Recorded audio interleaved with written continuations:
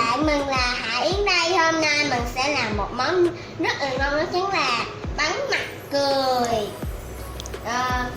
Nếu mà các bạn dùng củ khoai tây bự thì các bạn dùng 3 quả, còn tới khoai tây nhỏ xíu mình sẽ dùng 4 quả luôn.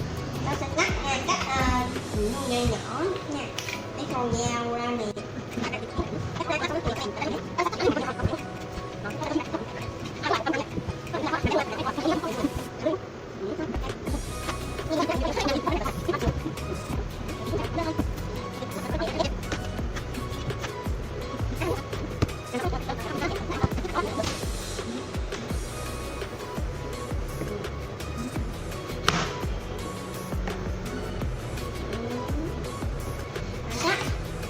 Nhớ là khoai tây phải cắt và lọt nhỏ và rửa sạch mới được cắt nha, không mà tự nhiên mới lọt nhỏ xong cái rồi cắt xong cái đem đi luộc ăn vô đau bụng đó nha. Đấy.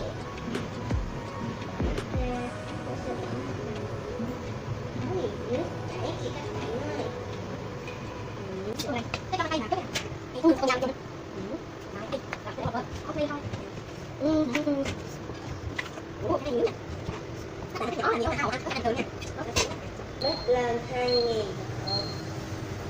Rồi. Tớ sẽ đợi thắt chừng nào nó mềm ơi là mềm. Tớ sẽ lấy ra dầm ngay lúc nó đang nóng thì dầm nó sẽ dễ hơn. Tớ có cái rồi tớ sẽ mở nắp ra xem thử nha.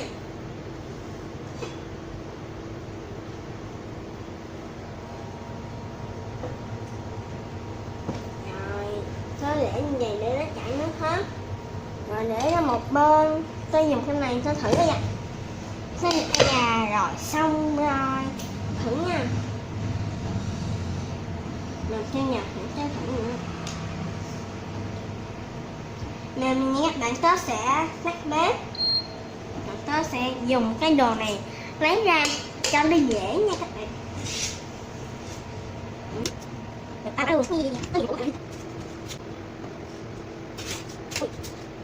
Đó, chúng ta đây. Ui trời. Cái gì cái đó. Rồi, không còn nữa. Đây này không. Đó. Vậy là xong. Rồi, tớ sẽ bắt đầu nghiền nha. Đó.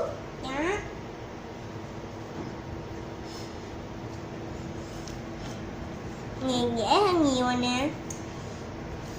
Đó, vậy à.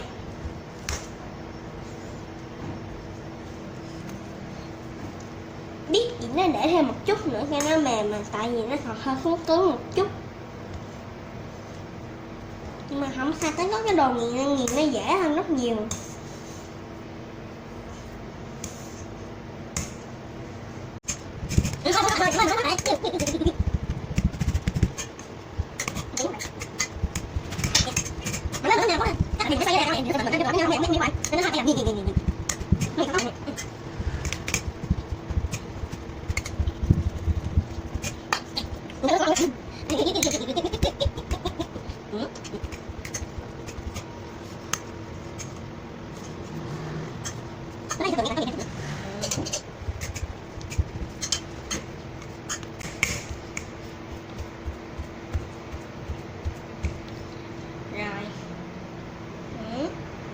Bật nướng vô nha, bật nướng đến lúc đặt là nó hơi dư một chút rồi nó sẽ nhanh một chút nha các bạn, có thể là nhúng vô tay nữa. Ấy nha, nó đúng luôn. Nhỏ để bên đây đi.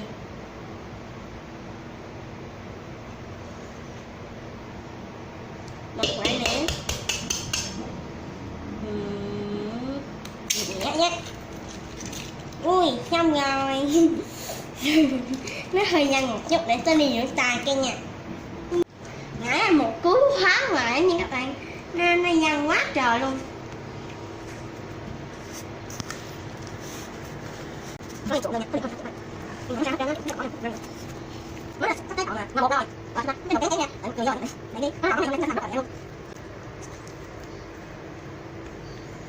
nhỏ rồi các bạn. hồi nãy Tết cứ tưởng là nó sẽ lỏng lẻo như nước hèn chi á, thấy một chút á, khoai tây á, nó nhão luôn rồi, nó giống y chang trong phim luôn. Nếu mà các bạn có coi phim á, có vài người đã làm cái bánh này rồi thì không cần coi video của Tết đâu ha. Đó, các bạn luôn nhớ cho một like share nha.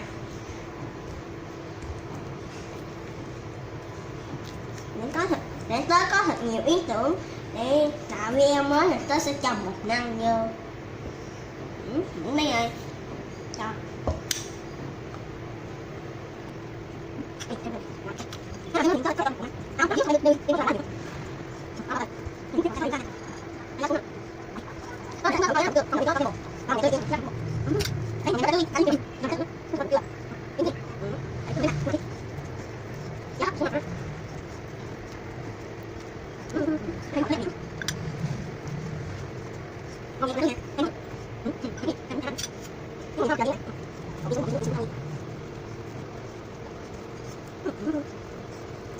Ôi, này,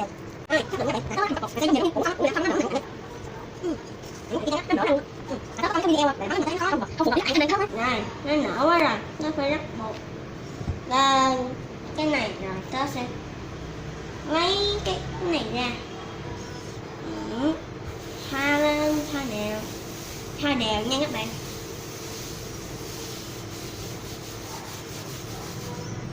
Tớ sẽ cho nó cái này nha.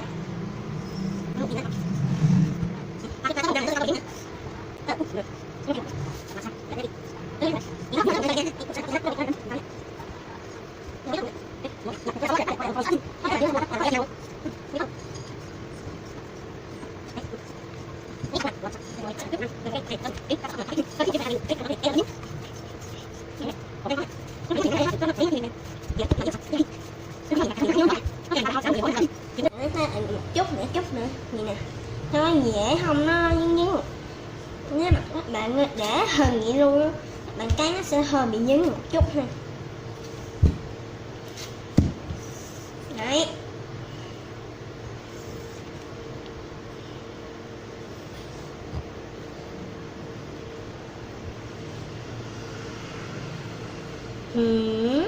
Nó nhấn vào cái bột luôn rồi, nó không có lấy được luôn. Kệ mình mấy bàn tay luôn. Dùng gì nó cũng ra hình tròn cái bộ thôi, dâu dễ hơn nhiều.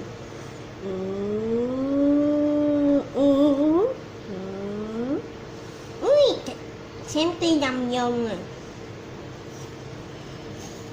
Bột nè.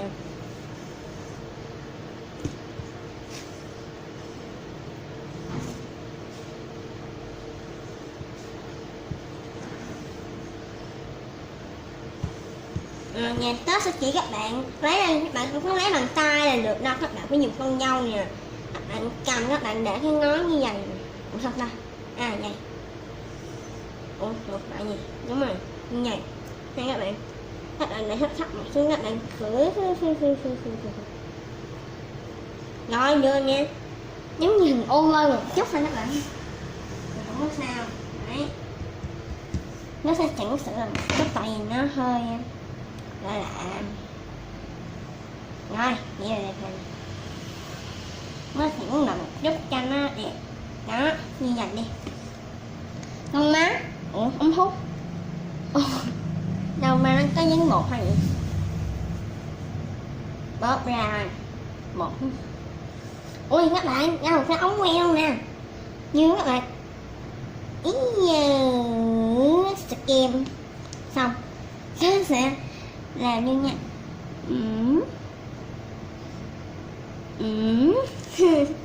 Con mắt, cái miệng. Rồi xong cái miệng hơi méo một chút. Tiếp tục nó còn cho tớ không làm sữa đó, tớ không nâng nữa đâu, tớ làm một phần nữa thôi như vậy.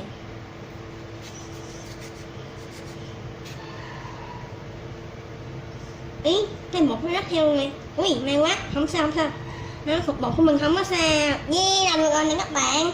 Thấy hay không? Mà có điều nó hơi khó một chút, các bạn ráng nha. Các bạn khép ra một chút thôi, sẽ làm được liền à. ông không tiếp. Úi, một con mắt, hai con mắt, xong.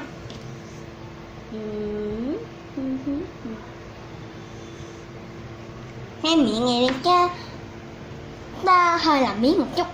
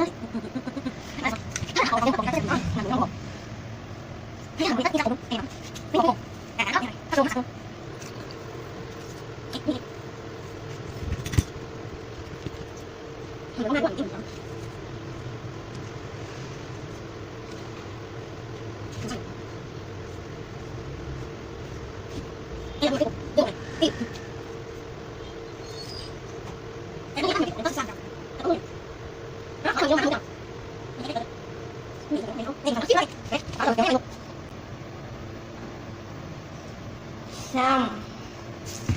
Cuối cùng tớ đã làm xong và ta lấy tớ đã dơ rồi, tớ sẽ đi rửa và bắt đầu chiên luôn nha. Thì tớ đi rửa cái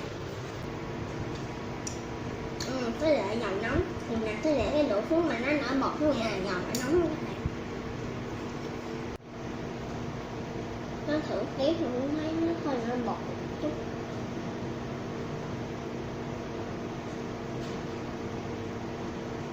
Để thêm tí thời gian nữa.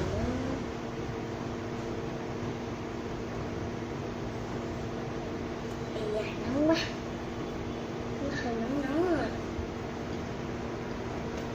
Sữa bọt xem ta. Chưa à.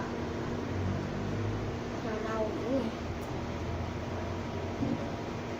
Cái này vô nè, sao tớ thấy tớ khó cầm nhỉ. Rồi, ok. Ôi, tớ nghe tiếng rụt rột một chút mà nè. Tớ sẽ cho thêm cái nữa nha. Yeah, có nghĩa là dầu nó đã nóng rồi nha các bạn. Ủa không, tại nó không nè.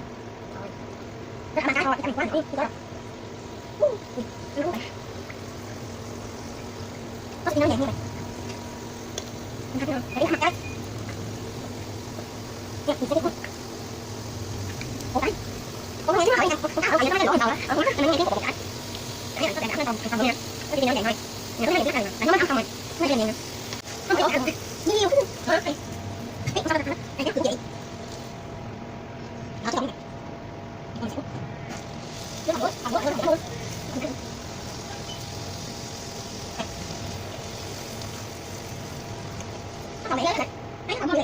chị không làm tốt đi, không có làm không.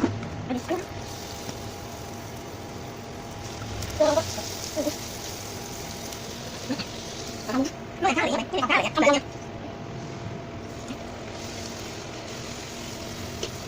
Thôi nè, không thấy nè. Cái này nó không để nó mà nó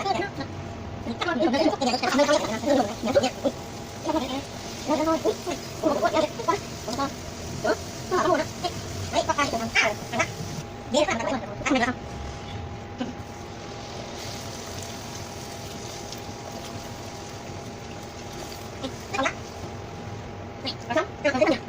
Đã làm xong ấn khoai tây mặt cười rồi, về Tết sẽ ăn thử nha.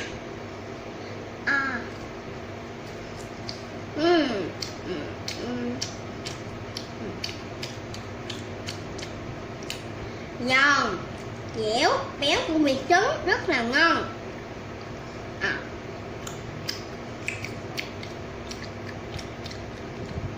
Nếu các bạn thấy hay, hãy cho một like, một share và nhớ nhấn vào cái chuông và nhớ ủng hộ kênh của mình. Bye bye các bạn.